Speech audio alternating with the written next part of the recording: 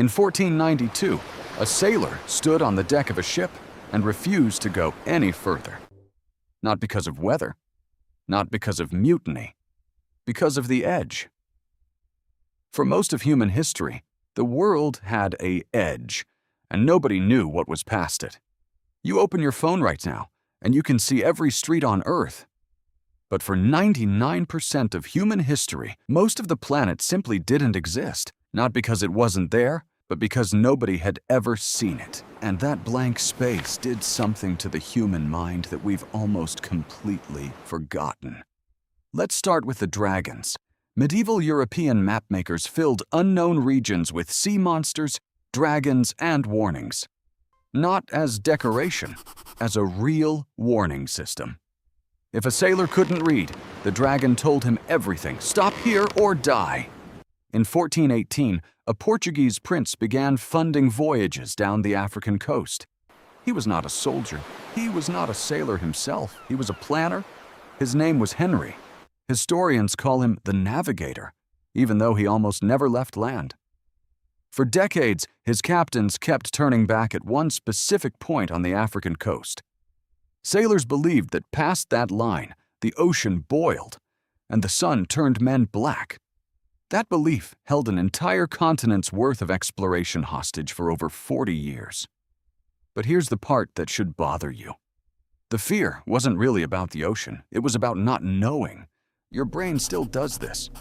When information stops, fear fills the gap. In 1973, psychologists gave this feeling a name: intolerance of uncertainty. People with high uncertainty intolerance experience blank, unknown situations as physically threatening, even when there's no real danger. So when medieval sailors stared at blank ocean, their bodies reacted the same way yours does when you lose signal in an unfamiliar place. But that was only the surface.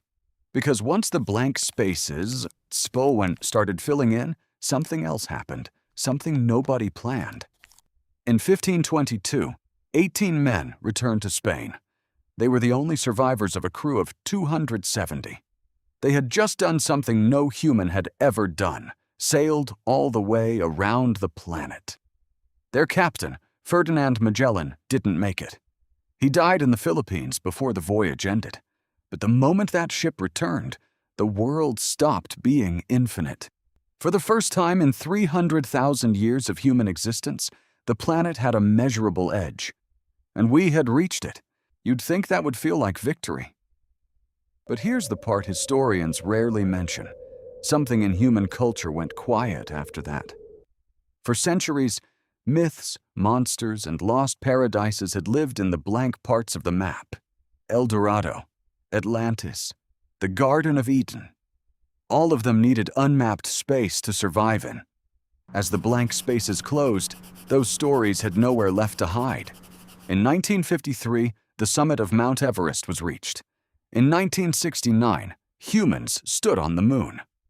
By the late 20th century, satellites had photographed every square mile of Earth's surface. In 1972, NASA launched Landsat, the first satellite built specifically to map the entire planet, continuously, forever. From that point forward, there would never again be a place on Earth that no one had seen.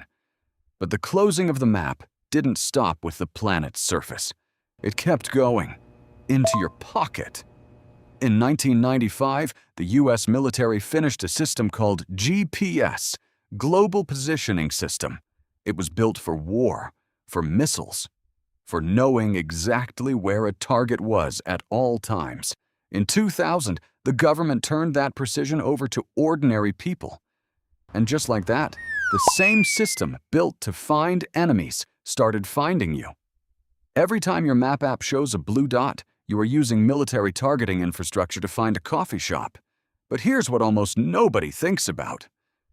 If the whole world is mapped and your exact position is always known, when was the last time you were actually truly lost?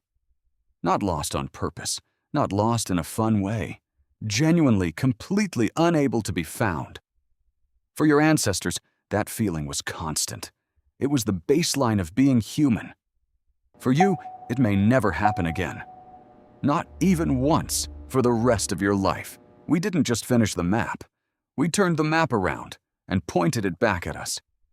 Every blank space your ancestors feared has been filled, except one.